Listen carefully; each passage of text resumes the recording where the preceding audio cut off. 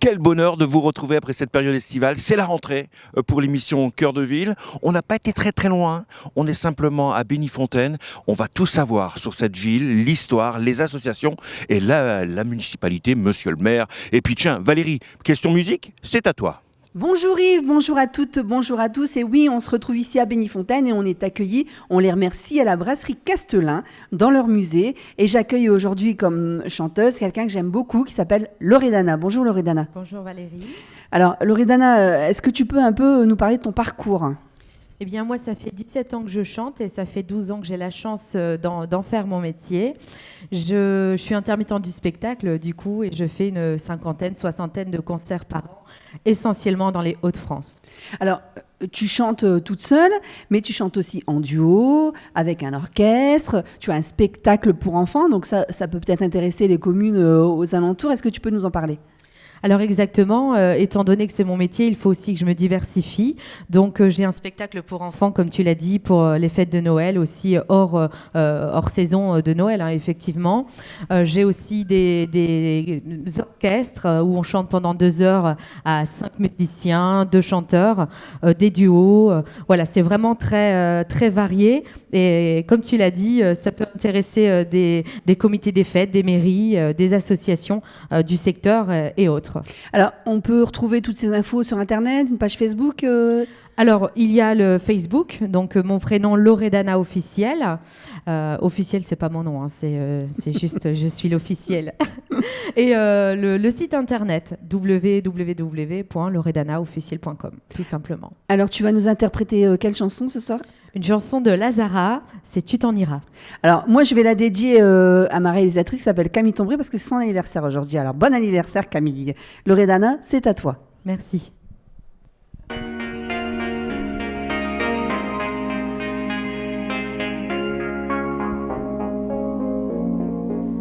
Même sans douter, même sans goûter, tu diras que tu m'aimes, mais tu ne le penses pas.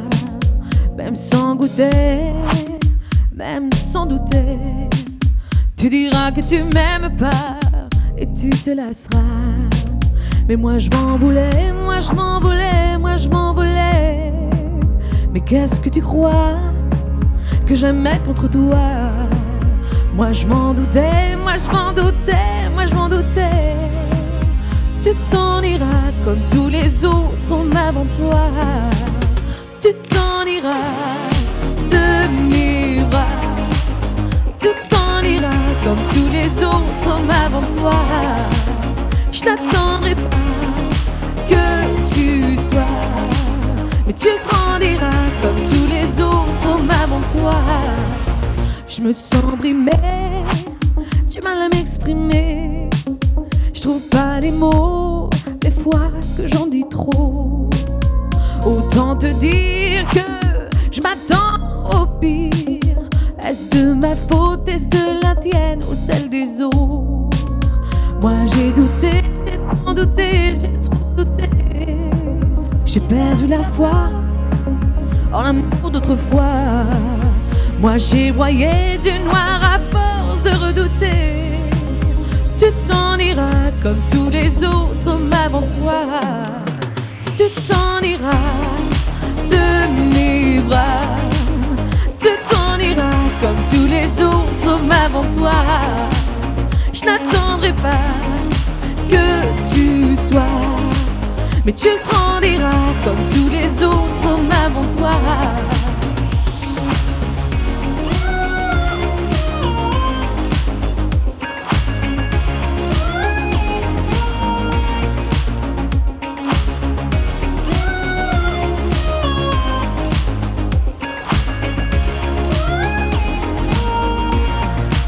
C'est trop d'efforts, ça me dévore. Y a rien qui change sauf le décor.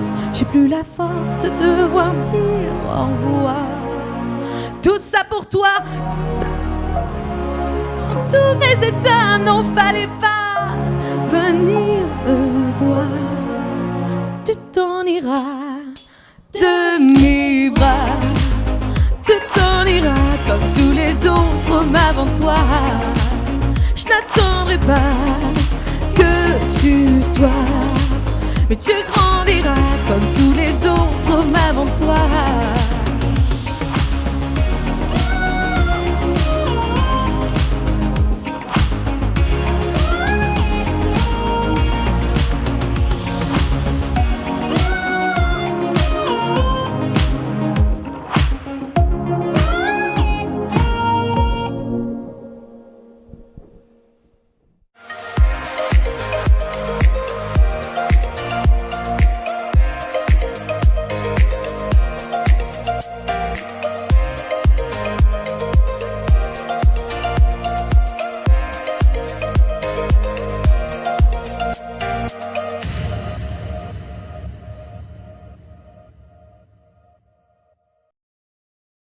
Merci à Loredana pour cet intermède musical. Rebonjour à vous tous, ravi de vous retrouver pour cette rentrée. Bonjour Monsieur le maire. Bonjour. Monsieur le maire Nicolas Godard, merci de nous recevoir ici à Binifontaine et surtout dans un lieu mythique quand même. Et emblématique. Et emblématique, connu de notre région et même au niveau de la France et même au niveau à l'international. On a cette chance-là, effectivement. La brasserie Castelin. La brasserie Castelin qui est reconnue dans le monde entier et surtout dans notre région et aussi au niveau national puisque un film emblématique qui est Bienvenue chez les Ch'tis a pu faire connaître encore plus ce beuvrage de Binifontaine. Alors, Binifontaine, en quelques mots, monsieur le maire, vous êtes situé où? Entre Lens et Évingles, c'est bien ça? On se situe en fait entre Lens et sur la route de Lens-la-Bassée, juste à côté de Vingles. Donc nous sommes un petit village rural, je tiens à le préciser, rural parce que nous sommes la seule commune au nord de la communauté d'agglomération de Lens-Liévin, qui est encore une commune rurale, en fait un point vert, avec ses agriculteurs. Bon, il y a encore un peu eu lieu également, mais nous sommes la plus petite commune de l'agglomération de Lens-Liévin, et c'est quelque chose à laquelle on tient. Combien d'habitants vous avez justement ici à Binifontaine? On est à 360 habitants à peu près de moyenne. Alors, pour les téléspectateurs de Télégoël, on a dressé une petite carte postale. Voici la petite carte postale de Binifontaine. Situé au nord de l'agglomération de Lens-Liévin, le village de Binifontaine compte 350 habitants. Terre fertile, la commune est marquée par l'importance de ses terres agricoles. Elle doit son nom à une fontaine sacrée, la fontaine bénie. Selon la légende, elle redonne la vue à ceux qui l'auraient perdue. Marquée par la Grande Guerre, Binifontaine sera sur la ligne de front et complètement détruite comme toutes celles aux alentours. Un monument aux morts est aujourd'hui érigé en face de la mairie. Les 15 noms des habitants frappés par l'armée allemande y sont inscrits. Le 23 septembre 1920, Binifontaine reçoit la Croix de guerre. Autrefois, le village possédait une église. Aujourd'hui, seule une chapelle nommée Saint-Druon se dresse, rue Victor Hugo. En 1908, un puits d'aérage est construit par la Société des mines de Lens. C'est la fosse 13 bis. Détruite lors de la Première Guerre mondiale, elle sera reconstruite puis remblayée en 1958. Traversée par le Flot, cours d'eau naturel, Binifontaine est située sur le GRP Tour du bassin minier. Le village a la particularité d'accueillir sur ses terres un aérodrome depuis 1945. Aujourd'hui, on y pratique de nombreuses activités sportives et touristiques. Mais également le seul parc animalier du territoire, avec la commune de Vendin-le-Vieil, le parc des Cities. Village où il fait bon vivre, Binifontaine propose à ses habitants un petit marché tous les vendredis. Côté brasserie, la commune n'est pas en reste. En effet, elle accueille la brasserie Castelin depuis plusieurs générations. La célèbre bière Ch'ti participe à la renommée de ce petit village de l'agglomération. Mais elle possède également 2 tables où l'on peut déguster les produits de la région, la cervoise tiède et le Rican Bar.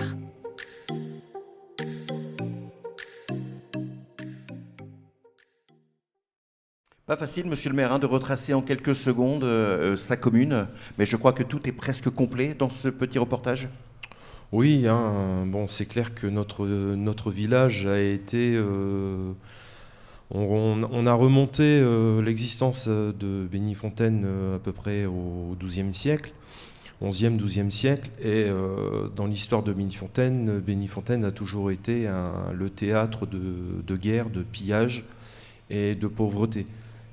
Alors c'est vrai que notre ruralité a toujours été inscrite dans l'histoire de Bénifontaine, mais aujourd'hui tout a changé, on est un petit village, on reste un petit village tout en étant dynamique. Voilà, un village très dynamique. Et bien, en parlant de dynamique et de dynamique, on va retrouver l'ami Valérie. Vous le savez, dans cette émission Cœur de Ville, on a un fil rouge. Ça veut dire que tout au long de cette émission, on prépare une recette. Valérie, présentez-nous le chef du jour, s'il vous plaît. Oui, Yves. Alors aujourd'hui, je remercie Pierre, Bonjour. Pierre de l'Auberge de la Coulotte à Avion, pas de Bénifontaine, mais à Avion, qui a bien voulu accepter notre invitation pour nous faire une petite recette sympathique à base de bière, puisqu'on est dans la brasserie Castelin. C'est bien ça. Alors, Pierre, est-ce que tu peux nous expliquer quelle est cette recette? Alors, on va faire un cordon bleu revisité avec du jambon, du cheddar et des endives caramélisées avec de la bière. Ouais, enfin, ici, on ne dit pas trop endive. Hein. On dit des chicons. Quoi? On dit des chicons. Hein.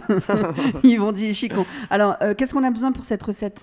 Alors, on a besoin de jambon, 2 filets de poulet, de cheddar. Pour la panure à l'anglaise, on a besoin de farine, d'œufs, de chapelure.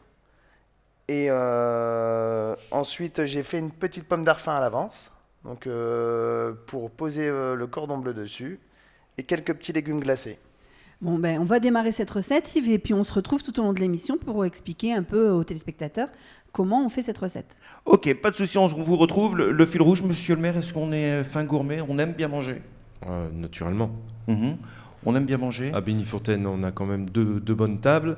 On a la brasserie qui aussi permet de créer des recettes bien de chez nous. Donc la bonne bouffe chez nous, je pense que dans le Nord, on est reconnu aussi pour ça. La bonne bouffe, et puis on va parler un peu d'histoire avec Bénifontaine. On a la chance d'avoir autour de notre table Marie-Claire Dussard. Bonjour Marie-Claire, merci d'avoir répondu à l'invitation de Cœur de Ville. Vous êtes arrivée à Bénifontaine dans les alentours de 1971, c'est bien ça?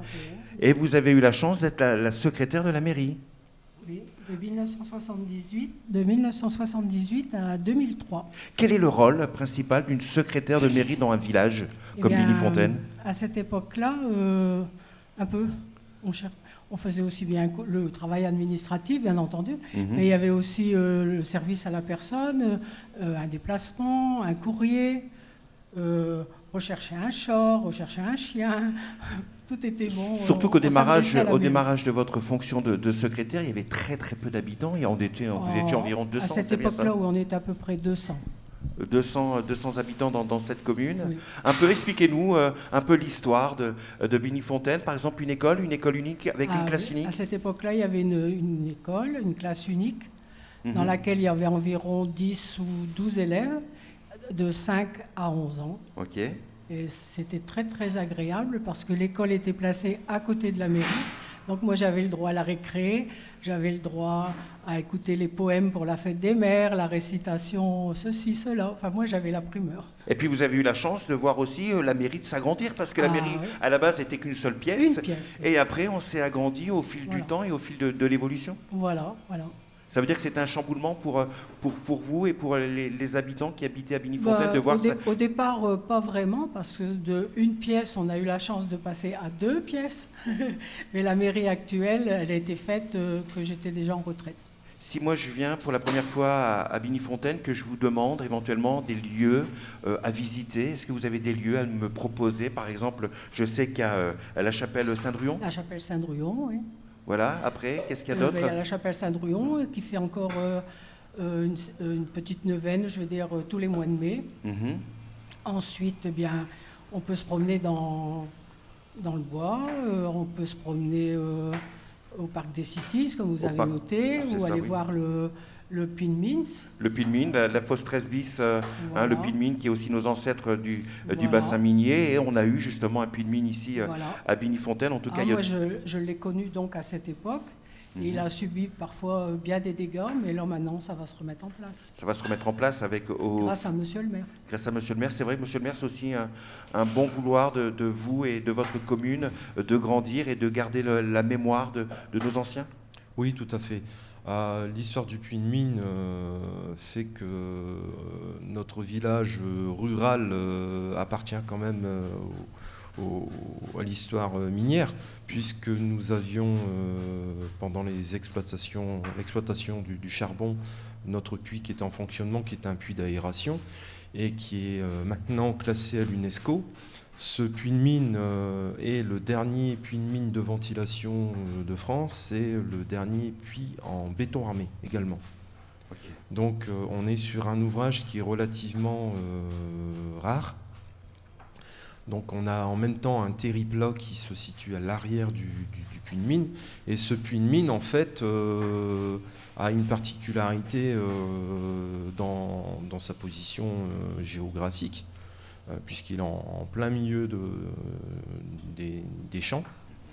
Et la nature a repris ses droits sur cette parcelle d'à peu près 3 hectares, sur ce territoire. Donc notre projet est justement de remettre en valeur ce puits de mine au niveau architectural, mais aussi de développer la biodiversité environnante, puisqu'on a une biodiversité qui est assez particulière, puisqu'on a un mélange de biodiversité qui est vraiment typique de la flore locale, et en même temps on a un mélange aussi avec une flore qui est vraiment typique des terris. Alors pour tout savoir et pour tout comprendre sur Bénifontaine, moi j'ai été un petit peu dans une bibliothèque et j'ai trouvé éventuellement un ouvrage.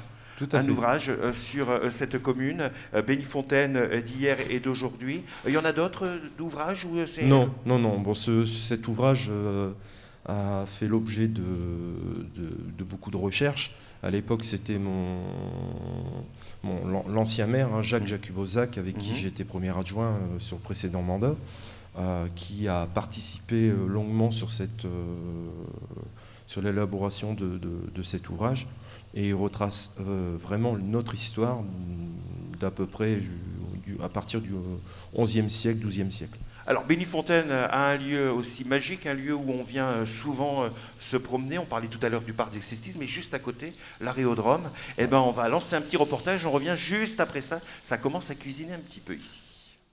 À Bénifontaine, l'aérodrome, géré par la CAL, accueille un club d'aviation, du LM, mais aussi le centre-école régional de parachutisme de Lens. Ce jour-là, début septembre, en mémoire de David Lamouré, jeune membre disparu en 2015, la 6e édition du Fly for David y était organisée. C'est ce qu'on appelle un boogie dans le monde du parachutisme, donc c'est un rassemblement de parachutistes. Donc on a des parachutistes qui viennent de partout en France, Belgique et même d'autres pays. Donc on a ce qu'on appelle nous des loadmasters, donc c'est des organisateurs de sauts, donc c'est des gens qui sont connus internationalement pour organiser des gros sauts de groupe. Parmi eux, Patrick analyse les premiers sauts de la matinée et encadre les répétitions au sol. Ouais, c'est bon ? Allez, bon saut. Bientôt, ils monteront ensemble à bord de ce Dormier, un avion exceptionnel, biturbine, qui peut accueillir 15 parachutistes. Ils embarquent sur eux un équipement bien spécifique. On vérifie 3 choses, le casque, les lunettes, l'altimètre. On vérifie 3 points d'ancrage, donc ici les sangles, et ici la sangle principale, donc une sangle, 2 sangles, 3 sangles. On vérifie 3 poignées, donc une poignée libération, une poignée de parachute de secours, et notre poignée, celle que l'on va ouvrir pour sauter en temps normal, quoi. Il est temps pour le groupe de prendre place à bord de l'engin, la chorégraphie bien en tête. Après un vol de 10 minutes, à plusieurs milliers de mètres d'altitude, chacun s'élance en chute libre et s'attrape par les mains ou les pieds. Le spectacle est vertigineux. Le saut s'est super bien passé. On a fait ce qui était prévu, ça volait bien.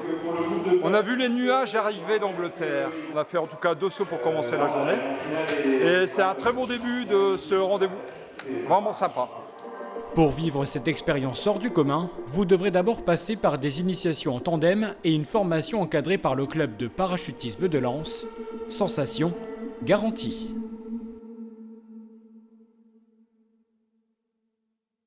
De magnifiques images, merci à nos reporters qui sont dans ce cœur de ville. Valérie, je sens que ça commence à pétiller un petit peu dans la casserole ou dans la poêle. Oui, alors Pierre, C'est est-ce ça. que je t'ai vu couper les endives? C'est bien ça. Donc là, on est en train de les faire revenir. Oui. On les fait suer tout doucement. Donc j'ai mis sel, poivre. Je vais mettre un petit peu de cassonade. Et après, on va faire compoter avec la bière.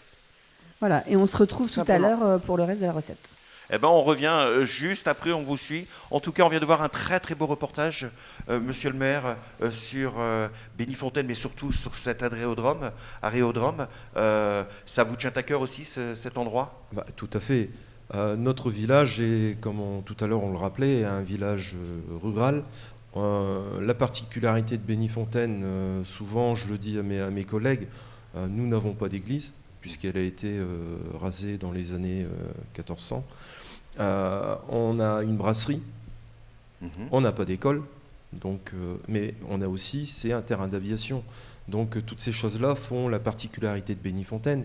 Et je pense qu'il y a beaucoup de communes qui ne peuvent pas prétendre avoir ce niveau d'équipement comme on a sur notre si petite commune. Et le terrain d'aviation, il faut qu'il vive, il faut qu'il y ait de l'activité.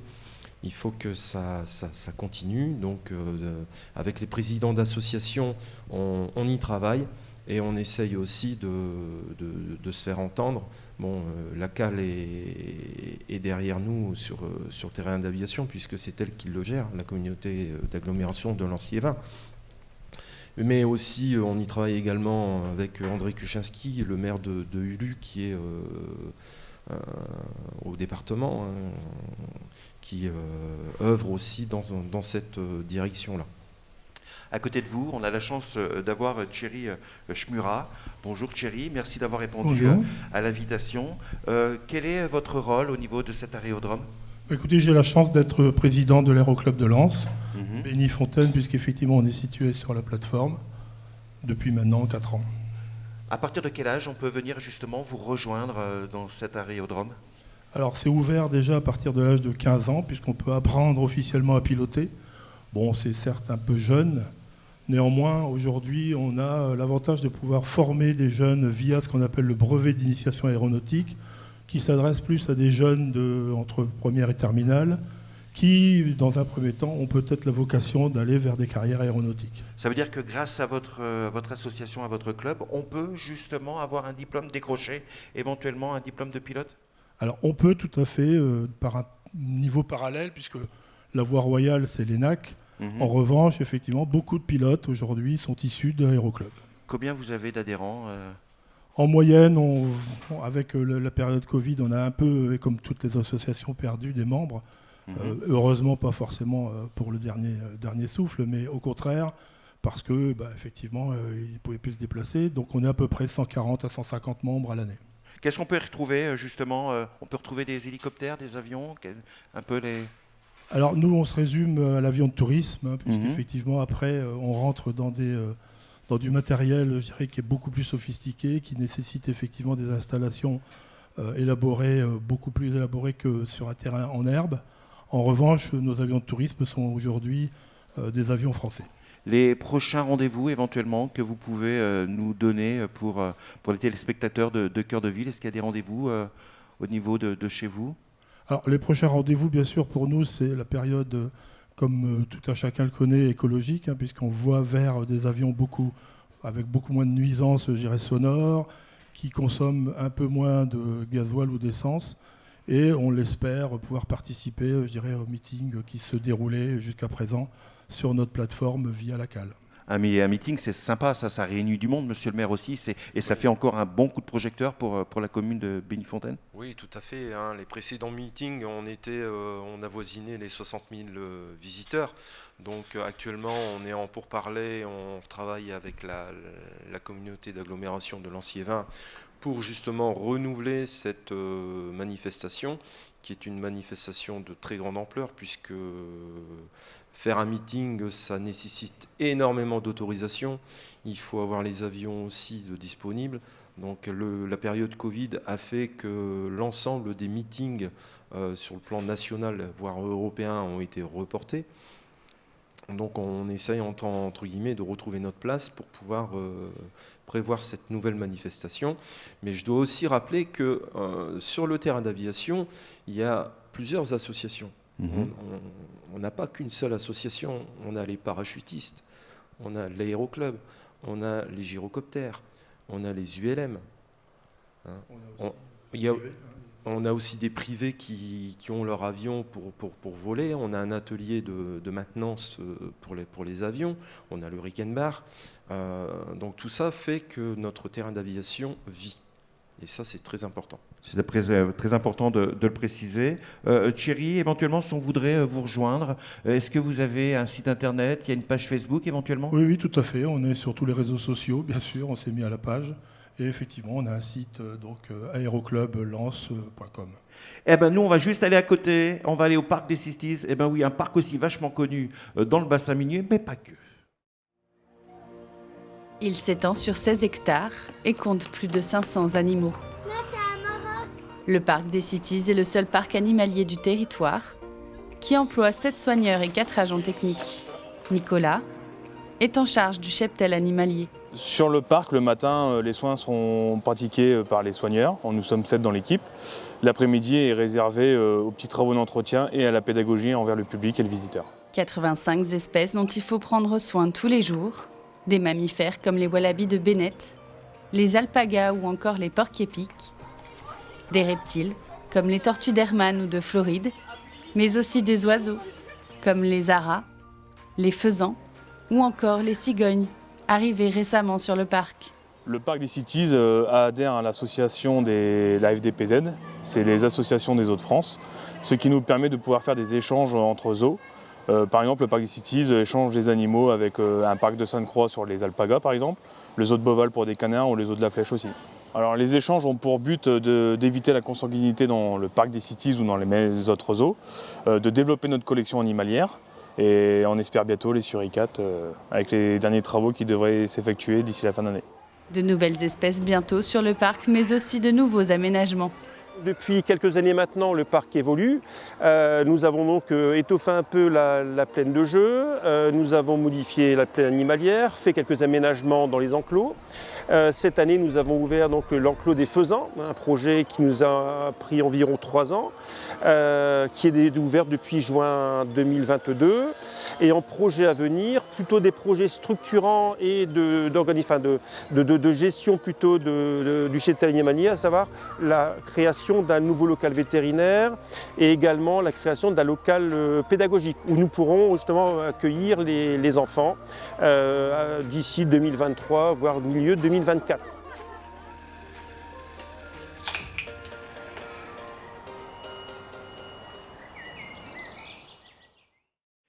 Touille. Bah oui, juste après ce parc des Cities, Valérie, j'attends que ça touille là. Regarde, je touille les œufs, moi. Voilà. Alors, Pierre, on en est où de la recette? Alors, là, j'ai pris le filet de poulet, je l'ai complètement aplati. J'ai mis de la bière avec de la farine et un petit peu d'eau pour coller, pour faire une soudure. J'ai mis le jambon, j'ai mis le cheddar. Et après, ensuite, je vais rajouter mes endives. Est-ce qu'on peut voir un peu les endives, ce que ça donne? Montrer un petit peu à la caméra, voilà. Regarde, les endives. Alors là-dedans, on a mis de la bière? C'est ça. Il y a de la bière, un petit peu de cassonade, du sel, du poivre et un tout petit peu de beurre. Alors, on va parler un petit peu de l'auberge. Ça fait pas longtemps que vous avez repris cette auberge? Alors, nous, on a repris il y a 3 ans maintenant. Oui. On a repris il y a 3 ans l'auberge de la Coulotte. Et depuis... on a développé... Et vous avez repris ça à 2? On a repris ça à 2 avec mon associé, avec Maxime Saison. C'est ça.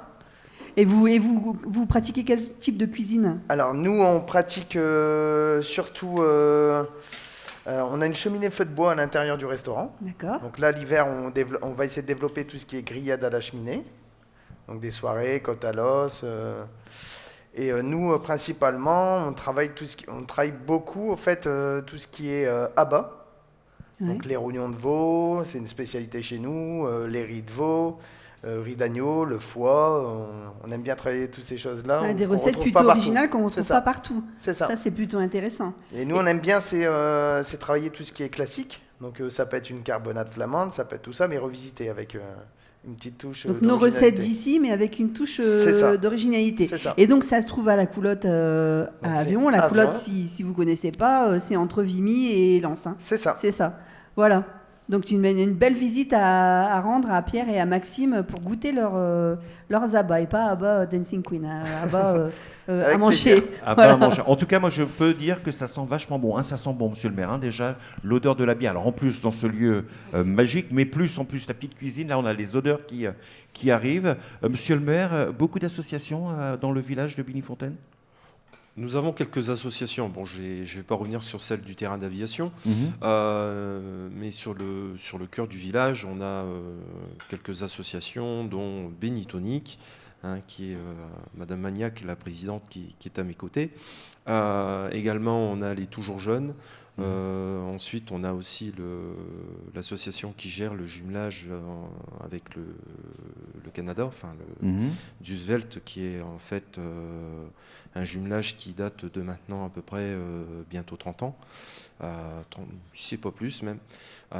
Donc on est plutôt sur des associations intergénérationnelles. Ça veut dire qu'on mélange les jeunes et les moins jeunes, justement, pour on un devoir de mémoire aussi, là encore, de retrouver... On essaye. On a aussi la chance, lors des commémorations, comme le 11 novembre, le 8 mai, on arrive à avoir énormément de monde pour un village de 360 habitants.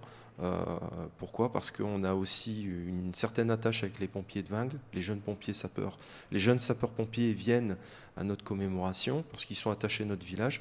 Ils profitent aussi de faire notre 14 juillet tous les ans. Donc on est aussi en relation avec quelques associations à l'extérieur du village. Et on a aussi les gardes d'honneur qui sont fidèles à chaque commémoration avec les anciens combattants.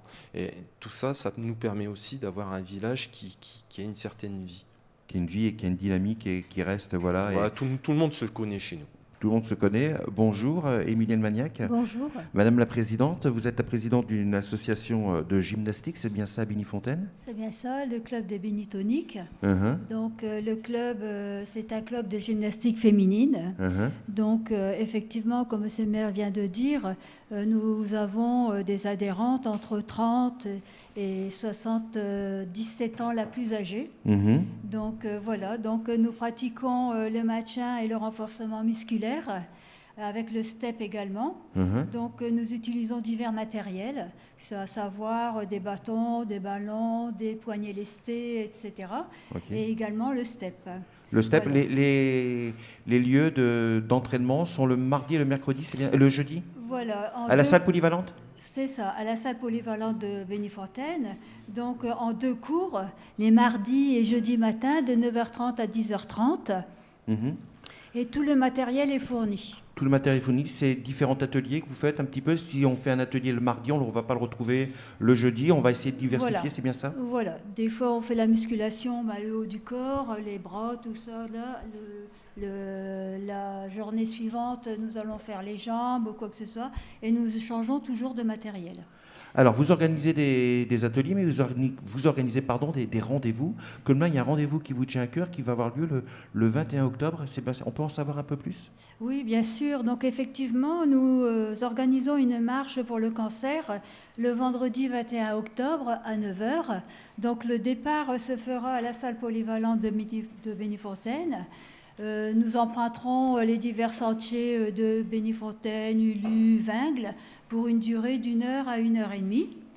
Voilà, donc une participation sera effectivement demandée aux participantes de 3 €, à savoir chacune des personnes pourront donner ce qu'elles veulent, et cette somme sera reversée au centre Oscar Lambray.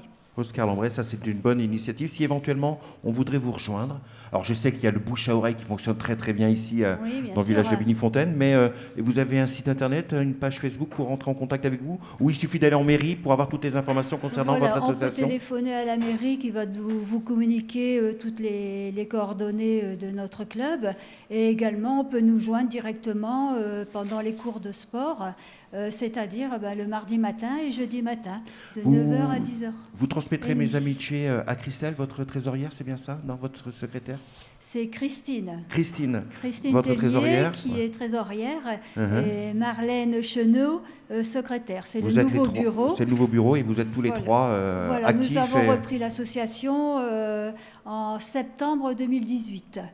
Voilà. Bon, le club connaît un accroissement très fort. Nous sommes actuellement, pour cette saison, à 32 personnes déjà inscrites. 32 adhérentes qui sont là déjà chez vous. C'est pas mal quand même, vis-à-vis de la population de la commune. Il faut habiter que Bénifontaine ou on peut les alentours venir vous rejoindre? Oui, non, effectivement, tous les alentours peuvent s'inscrire et nous serons heureuses de les accueillir.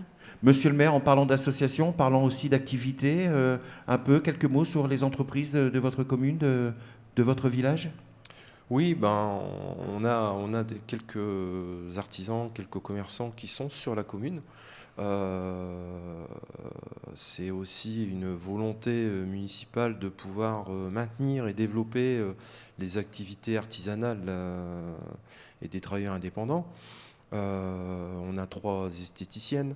On a aussi une entreprise qui est spécialisée dans les kits pharmaceutiques. Donc tout ce qui est en fait, c'est des kits de soins. On a 2 entreprises qui exercent dans le bâtiment. On a 2 restaurateurs. On a aussi de nombreux médecins qui ont leur lieu de résidence. Et actuellement, on est en train de faire notre projet de cabinet médical. Et on espère pouvoir le remplir de professionnels très rapidement. Est-ce qu'on rêve éventuellement d'avoir dans son village un commerce de proximité, une boulangerie Écoutez, on y pense depuis maintenant 2 ans que le conseil municipal est installé. Il y a des idées qui sont sur la table. On est en contact avec des artisans, notamment du village, puisqu'on a aussi une commerçante itinérante qui est CC Charcuterie, qui fait également le marché sur notre commune le vendredi après-midi. Donc on a déjà développé, mis en place ce petit marché qui, c'est pas un marché, un très grand marché. On essaye d'y développer la gastronomie. La gastronomie et la proximité avec... Voilà, tout à fait. Et on retrouve aussi, c'est un lieu d'échange, c'est un lieu de rencontre pour nos habitants, puisque les gens viennent habituellement toujours aux mêmes horaires, donc ils ont l'habitude de se croiser. Et puis on voit des gens qui sont toujours en train de papoter. On va utiliser ce terme-là. Et ça permet justement de faire vivre la commune. De faire vivre la commune et d'avoir des personnages atypiques, comme un personnage qui s'appelle tout simplement Régis Gréban, un personnage vachement bien connu, avec même une petite mascotte ici à Bénifontaine. Ouais. On va tout savoir juste après ça.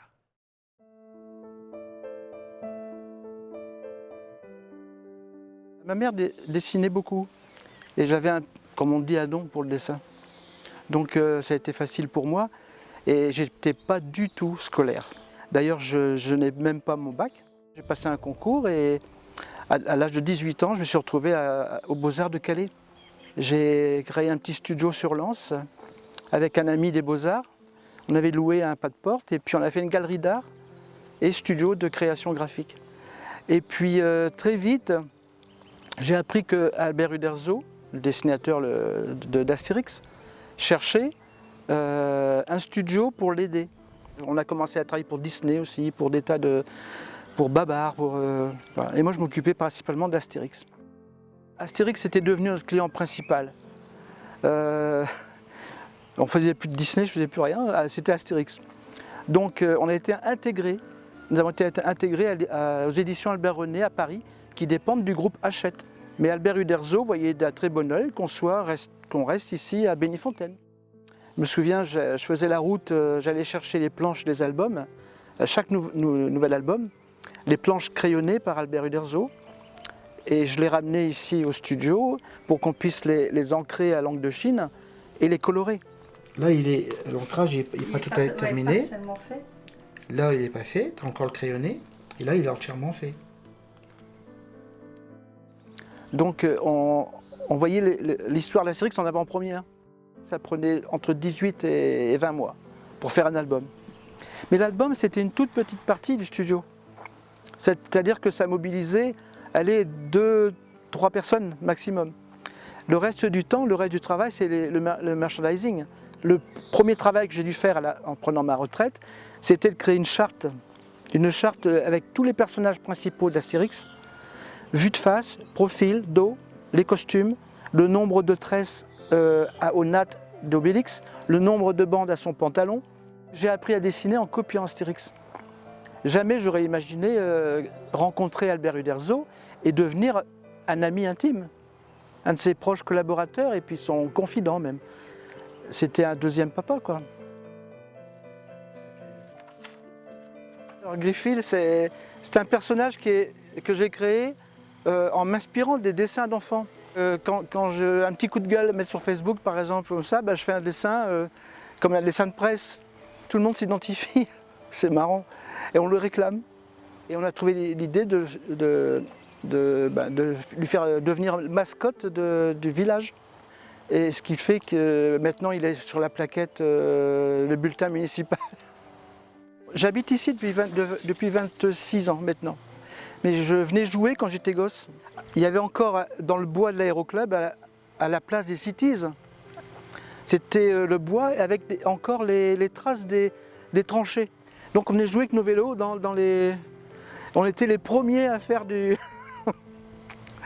tout-terrain, avec des gros vélos qui ne s'y prêtaient pas, quoi. Mais c'est un petit village, quoi. Puis ça me rappelle le village Astérix, parce qu'il y a aussi des râleurs.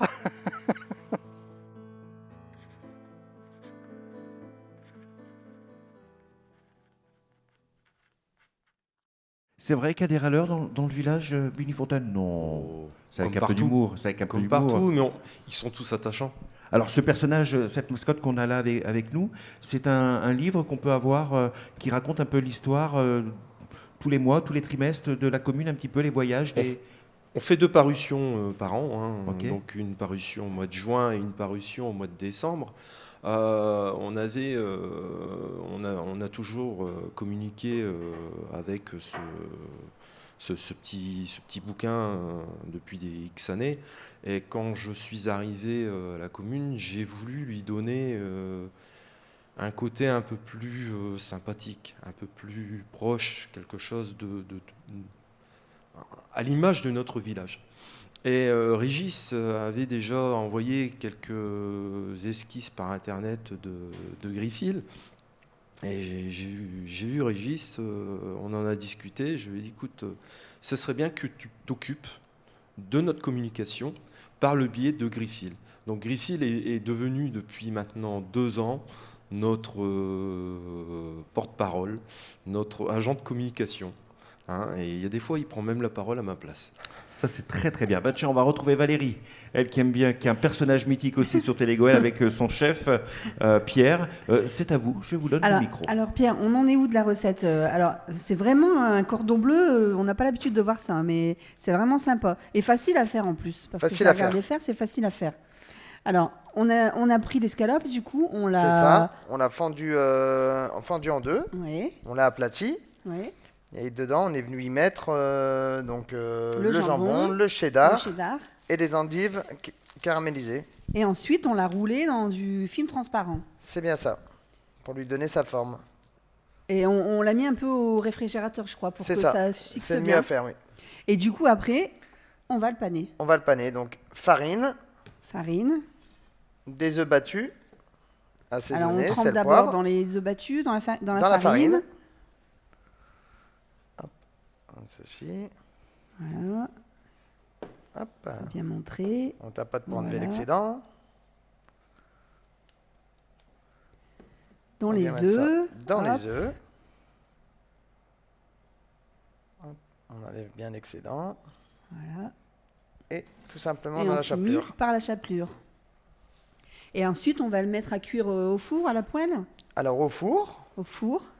Donc à 180 degrés. 180 degrés. Une quinzaine de minutes, selon l'épaisseur du filet de poulet. Une quinzaine minutes. de minutes, ça suffit.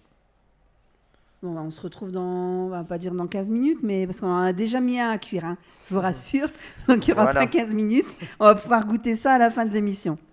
Parfait. Voilà Yves. Eh ben on vient vous voir dès que ça commence à pétiller, à sentir bon et la cuisson est terminée. On a la chance d'avoir autour de notre table Bertrand Castelin. Bonjour Bertrand. Bonjour. Merci de nous recevoir ici dans cet écrin familial. C'est avec plaisir. Vous êtes déjà la 3e génération, c'est bien ça? Tout à fait. Alors votre frère Nicolas est le directeur général, c'est bien ça? Votre rôle, vous ici dans la brasserie? Alors moi je m'occupe de la partie boutique qui est une entité indépendante de la brasserie. Ok, ici on se trouve dans quel lieu exactement? Alors ici on est dans une partie du musée, dans l'ancienne salle de brassage. Ça veut dire qu'on a un écomusée ici, Tout à fait. chez Castelin, chez la brasserie. Ça veut dire qu'on peut venir y visiter et de passer, apprendre comment on fait une bière? Alors on a un écomusée qui est monté façon jeu de piste, de manière à pouvoir aussi bien recevoir des groupes que des individuels. Un petit circuit qui va durer environ 2 heures, 1 heure dans le circuit. Et 1 heure avec moi en correction du petit questionnaire, en approfondissement, et puis la récompense, c'est la dégustation. Combien de bières vous avez ici à votre actif, ici à la brasserie On va Castelin? arrondir à une vingtaine. Vingtaine de bières avec de la brune, de la blanche Non, brune on a stoppé il y a quelques années, c'est plus un produit très très demandé. Alors, j'explique quand même ce que c'est qu'une brune. Brune moins demandée parce qu'il y a énormément d'idées reçues sur ce qu'est une brune, à tort. On imagine que c'est des bières très fortes alors que pas du tout. Enfin, après, dans le détail, ça sera plus dans les visites, on en parle. Après, on est sur de la blanche, notamment avec la jade de gamme biologique. On a également des ambrés et puis principalement des bières blondes. Alors, il faut préciser à nos téléspectateurs de Télégoël et de la radio du Bassin Minier que vos bières sont souvent primées. Ça a encore été le cas il n'y a pas très longtemps. La plus haute distinction de votre bière? Ce sont des médailles d'or. Là, on vient de récupérer donc sur mon petit coup de cœur, la Winter, la médaille d'or pour la France. Et puis pour la version un peu plus estivale, la Summer Ale, la médaille d'or, mais au niveau mondial, donc meilleure bière de sa catégorie sur la planète. Les projets, un petit peu, pour la brasserie Castelin, est-ce qu'il y a des projets qu'on est déjà en train de... Il y en a toujours. Après, on est sur des longues phases de recherche et développement. En moyenne, un produit, c'est 2 à 3 ans de recherche et développement. C'est une 50aine de recettes travaillées pour, au final, aboutir à une seule. Une seule, ok. Donc après, il y aura forcément des nouveautés. On a changé dernièrement les recettes des produits emblématiques. La ch'ti blonde, la ch'ti ambrée, ch'ti triple l'an dernier, et puis une nouvelle version, produit très tendance actuellement, une IPA. Combien de collaborateurs vous avez ici sur le site de Bénifontaine? On est sur un petit peu moins de 50. 50 personnes qui travaillent tous les jours, qui sont là à la recherche des nouveautés et à la fabrication de cette bière. C'est plein de métiers différents. C'est de la fabrication, forcément, c'est du commercial, c'est de la logistique, c'est de l'administratif. Vous nous avez parlé justement, et vous êtes le responsable d'une boutique. Qu'est-ce qu'on peut y retrouver dans cette boutique? Que de la bière ou il y a d'autres produits? Non, alors bien sûr, ça sera que les bières qui sont fabriquées sur place. C'est de la PLV sur nos produits, de la verrerie, et c'est aussi une gamme de produits régionaux. Et puis, tout ça, on peut soit le prendre à l'unité, soit, et ça va être la grosse période, ça sera de la confection de panier. La confection de panier, parce que dans quelques semaines, on va fêter les fêtes de fin d'année. Vous nous avez ramené justement quelques échantillons. Voilà. Il y a des produits tendances pour les fêtes de fin d'année ou c'est au libre choix en fonction du consommateur? Non, après, on a en permanence des paniers tout faits, prêts à partir, et puis on fait de la confection à la demande. Alors ça peut être pour un panier, pour être invité le week-end chez des amis, pour faire plaisir, quelle que soit l'occasion. Et puis bien sûr, en ce moment, ça va être les comités d'entreprise qui vont faire plus qu'un panier. Comité d'entreprise, ça peut être de 50 à 500 paniers confectionnés. Donc généralement, on en confectionne un ensemble et puis après, on le duplique. On fait appel à nos fournisseurs. C'est rare qu'on ait de quoi faire 500 paniers d'un coup, mais après, on s'organise. Vous avez un site internet? Oui, je suppose que oui. Tout à fait. Alors, Ch'ti Boutique, Drive, voilà, où on peut aussi bien réserver les visites, parce que les visites sont automatiquement sur réservation, et on fait aussi de la location de tireuses à bière, de plus en plus, pour des mariages et autres, donc également à réserver sur la boutique. De toute façon, toutes les infos sont sur le site internet pour avoir toutes les informations. En tout cas, mille merci encore une fois de nous avoir merci reçus. à vous de votre passage. Et nous, on va justement aller visiter, parce qu'on a déposé nos caméras pour voir un petit peu comment on fabrique, sans indiscrétion, mais la bière à consommer avec modération. Véritable entité à Bénifontaine, la brasserie Castelin est en activité depuis 1926 et entre les mains de la famille Castelin depuis 1966. Donc la brasserie Castelin, c'est véritablement une PME familiale indépendante. La brasserie a été reprise en 1966 par la famille Castelin, par Marie-Lou et Roland Castelin, qui eux étaient négociants de boissons à l'époque. Ils fabriquaient de la limonade, emboutteillaient du vin. Et le rêve de Roland Castelin, c'était vraiment de pouvoir créer de la bière, un produit qui vraiment le passionnait, le fascinait. Et donc les enfants de Roland et Marie-Lou Castelin sont vite rentrés dans l'aventure familiale. Et c'est comme ça donc que Yves Castelin, à la fin des années 70, créa la Ch'ti, une bière beaucoup plus savoureuse avec plus de corps, plus de saveur, plus d'intensité par rapport aux bières de l'époque. Yves Castelin a vraiment apporté la différenciation avec la Ch'ti. Si la Ch'ti a su se démarquer, c'est notamment dû à un processus de fabrication bien précis. Ça commence dans cette première cuve, qui est la cuve d'empâtage. Là, la céréale qu'on a concassée juste avant, on va la retrouver dans cette cuve. On va faire monter de l'eau par infusion. La spécificité de la brasserie Castelin, c'est faire un brassage par infusion. On va faire monter l'eau à différents paliers de température pour extraire toutes les qualités de la céréale. Et donc là, on a un mou sucré, sans alcool pour le moment. En suivent plusieurs étapes avec des recettes plus ou moins secrètes pour arriver jusqu'à la fermentation. Donc ici, on est dans la salle de fermentation et c'est là finalement que le mou va devenir de la bière. La levure va consommer les sucres donc présents dans le mou et c'est là que se crée le CO2 et l'alcool.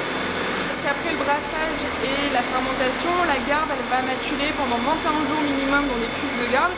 La bière elle va s'affiner, elle va acquérir une brillance plus poussée, plus de finesse, plus de saveur.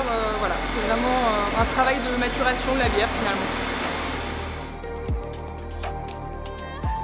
La famille Castelin a à cœur de défendre un savoir-faire historique en continuant à créer des bières le plus naturelles possible. L'idée c'est de rester aussi à taille humaine tout en restant profondément ancré sur son territoire, en travaillant le plus possible avec des acteurs de la région, des fournisseurs de la région, de matières premières. Et donc ce sont 4 marques qui racontent 4 histoires différentes finalement, avec la Ch'ti, bière de garde qui est l'emblématique, l'historique, la Castelin, la Jade qui est notre bière bio, et puis la Cadette. Donc finalement un seul métier au sein de la brasserie, c'est celui d'être brasseur et de proposer des expériences de dégustation, de convivialité aux consommateurs. Au total, 130 000 hectolitres de bière sortent de la brasserie à destination de la région, mais pas que. La brasserie, elle est présente donc et dans les Hauts-de-France historiquement et fortement, mais aujourd'hui elle est présente au national avec l'ensemble de ses marques et puis également à l'export. Ça a été le cas avec la Jade qui a été distribuée dès ses débuts, notamment au Japon. La Ch'ti qu'on peut retrouver dans certains États aux États-Unis, en Amérique du Sud. Enfin voilà, aujourd'hui finalement la renommée va au-delà des frontières des Hauts-de-France.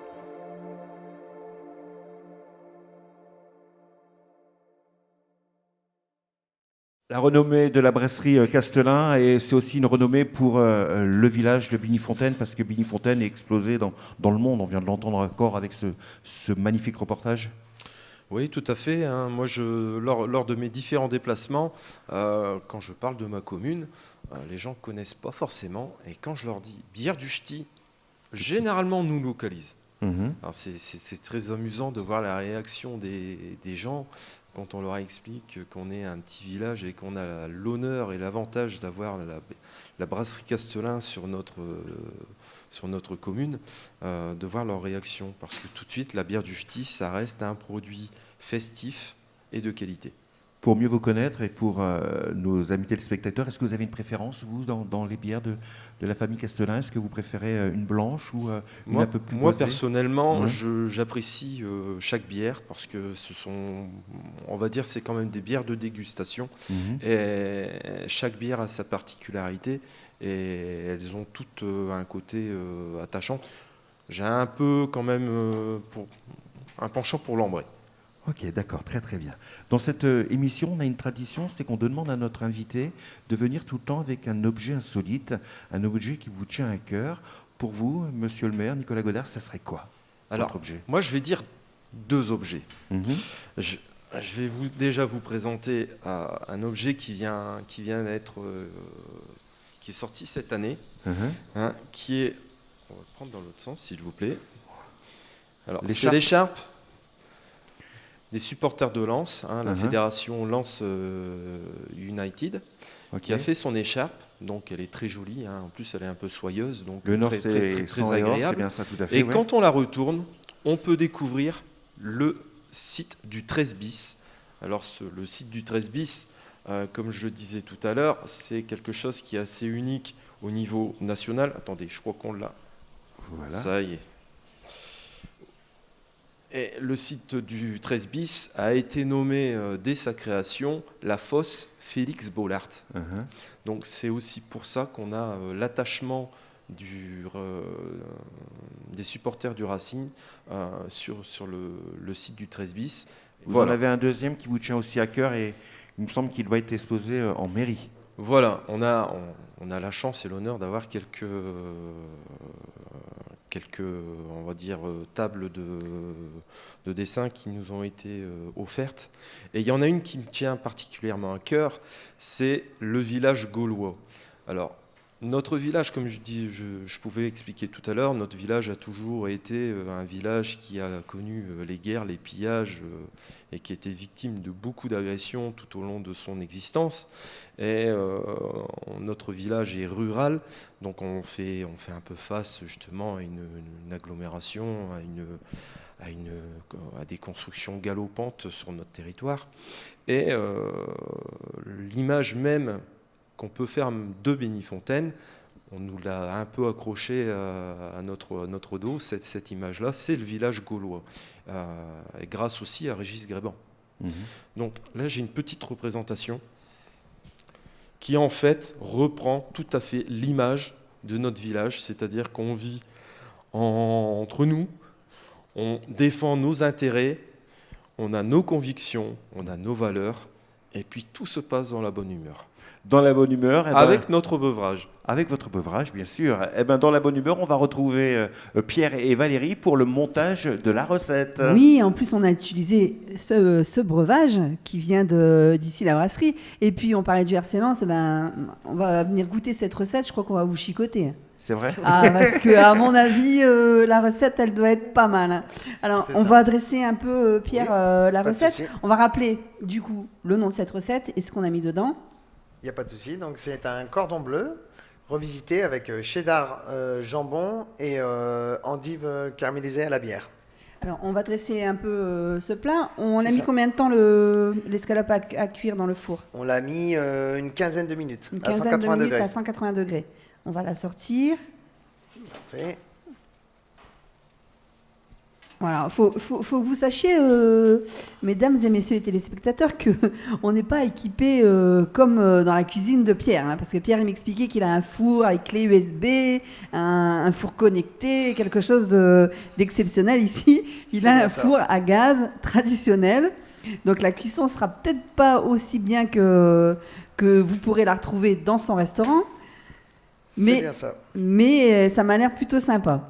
Donc on l'a laissé 15 minutes. À peu près, c'est bien ça. À 180 degrés. Hop. Voilà. Donc on sent le fromage cheddar qui fond là, ici. Hop. On va le dresser. Ça s'accompagne de quoi alors? Alors, je vais mettre ça avec une pomme d'Arfin. Une pomme d'Arfin, je ne sais pas trop ce que c'est. Une pomme d'Arfin, ce sont des pommes de terre. En variété, je prends de l'agata. D'accord. Je la râpe très finement. Je mets des oignons, sel, poivre, un petit peu de noix de muscade. Et je viens mettre du beurre. Et on vient tasser ça et faire que dans des petits moules et les faire cuire tout doucement. D'accord. Donc, en accompagnement de notre cordon bleu. Hop. Je mets ça. Donc, cette recette, en fait, elle est rapide. Hein, c'est ça, très rapide. Très rapide. N'importe qui peut la réaliser c'est très facile. À sa maison. Hein. Très facile. Alors, hop, je vais juste quelques légumes. Quelques légumes. Carottes. Carottes. navet. On a les carottes, que des carottes de couleur, c'est des Que des- carottes d'antan. Ah, c'est des carottes, Alors, des il y a carottes jaune, anciennes. orange et rouge. Qu'on trouve, on peut trouver ça. On peut trouver ça partout.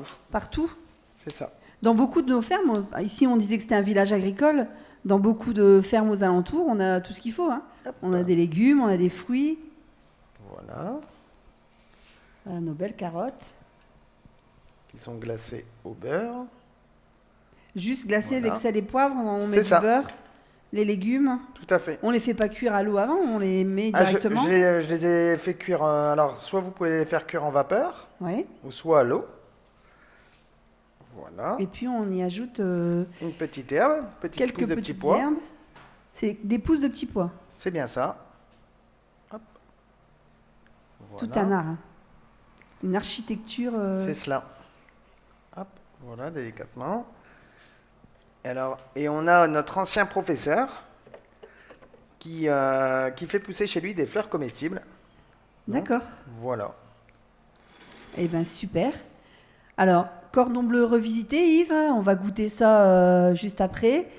Et en attendant, on va retrouver notre artiste, je crois. C'est ça, tout à fait. En tout cas, on va se donner la fin. Monsieur le maire, c'est déjà la fin de cette émission, de ce rendez-vous. Alors, cœur de ville, hein, pour l'agglomération de Lens-Liévin, mais on aurait pu appeler ça cœur de village, tout simplement, pour mettre votre village. On voudrait vous remercier sincèrement de l'accueil que vous nous avez réservé à toute notre équipe. Et puis, remercier aussi toutes les personnes qui ont pu faire que cette émission soit réalisée. Déjà, les établissements Castelin pour ici, le lieu, parce que c'est un lieu magique, quand même. Vous avez quelque chose à rajouter éventuellement ? Bah écoutez, moi je voudrais vous remercier l'ensemble de l'équipe. Hein. Je pense qu'on a eu l'honneur et l'avantage de vous recevoir pour avoir une émission qui met bien en avant notre village. Et franchement, c'est quelque chose qui est vraiment attachant. Voilà, je vous remercie sincèrement Valérie, également. Merci de nous avoir accueillis. Au revoir à tous les téléspectateurs. Hein. Cette émission était vraiment une belle émission. Alors, nous, on va vous inviter, monsieur le maire, à rejoindre Valérie et Pierre pour la dégustation. Nous, on va se quitter en musique avec notre invitée, Loredana, avec un album qui s'appelle Dana, tout simplement. On va souhaiter de la part de toute l'équipe de la radio du Bassin Minier, de RBM, bien sûr, et de Télégoël, un bon anniversaire à notre réalisatrice Camille, qui fête son anniversaire aujourd'hui. On lui envoie de gros petits boutons. On se quitte en musique et nous, on déguste, bien sûr, la recette de notre chef. On se dit à très très vite. D'ici là, soyez heureux. Ciao, ciao.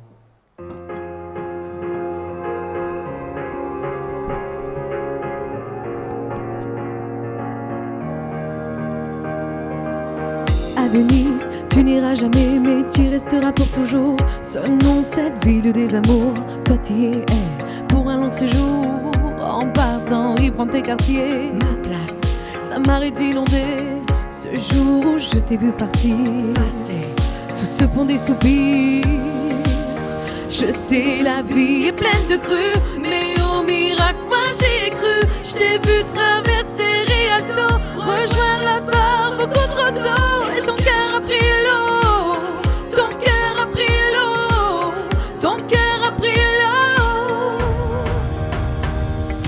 Venise, à Venise, t'as amarré ta gondole. Tu ne chanteras plus, toi mon idole. Toi tu m'as volé avant l'heure, le gondolier de mon cœur. Venise, à Venise, ma famille se brise.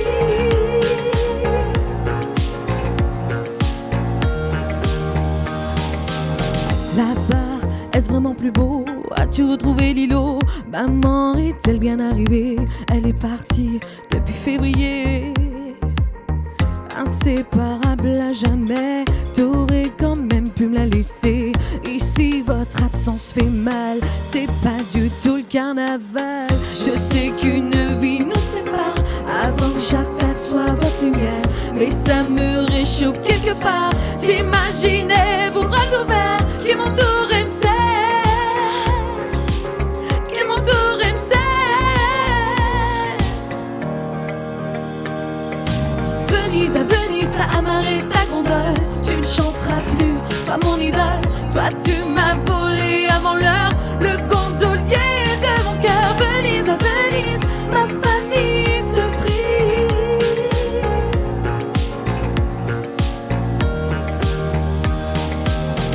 Je vous imagine, sourire aux lèvres, d'avoir tout le temps pour vos rêves. Si vous pouvez venir jusqu'ici, venez me voir, je vous en prie, je vous en prie, je vous en prie, je vous en prie, je vous en prie.